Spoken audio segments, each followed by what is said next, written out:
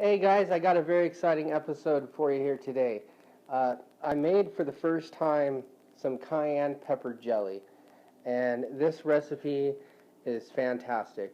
I don't really do a whole lot of recipe videos on the channel here, and I don't really talk a whole lot about preserving the harvest, because this is actually the first year that I myself have started canning some things. And so far I have, I think, about 16-ounce jars of tomatoes canned, and now I have 4 8-ounce jelly jars and one 16-ounce canning jar full of the cayenne pepper jelly. And I wanted to bring this to you guys because it is such a fantastic recipe. Alright, so as you can see on the screen, this pepper jelly is just it came out to a fantastic, like, ruby red color. And I didn't use any food coloring. I'll tell you what I used. I used 3 fully ripe red bell peppers. I used 4 or 5 fully ripe red banana peppers. And I used 3 fully ripe long Joe's cayenne peppers. And all those things together, it came out to taste really well, also made great color.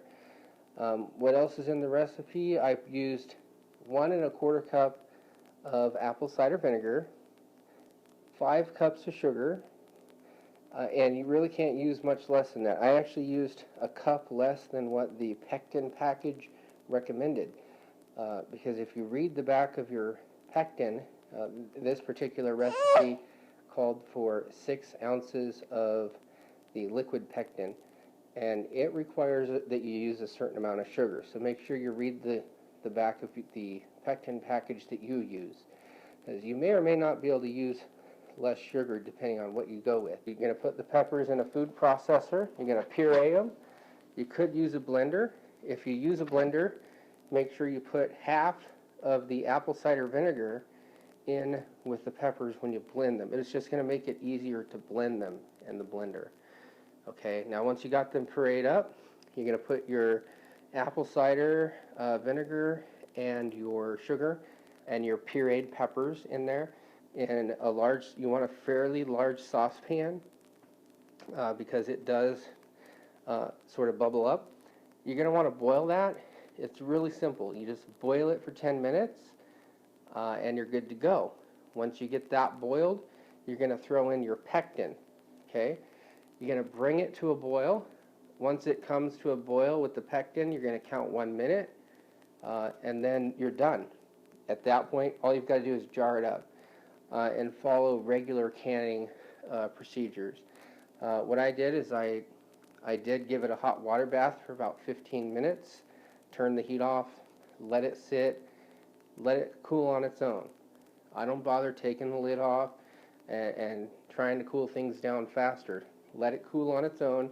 It'll give it time to cook a little bit longer and make sure that things are sterile. So yeah, that's the recipe. I've got it on my website at www.hdgarden.net. That's hdgarden.net. Check it out. It's in the news section, which I think I'm actually going to rename the news section because it's more of a blog or a recent post.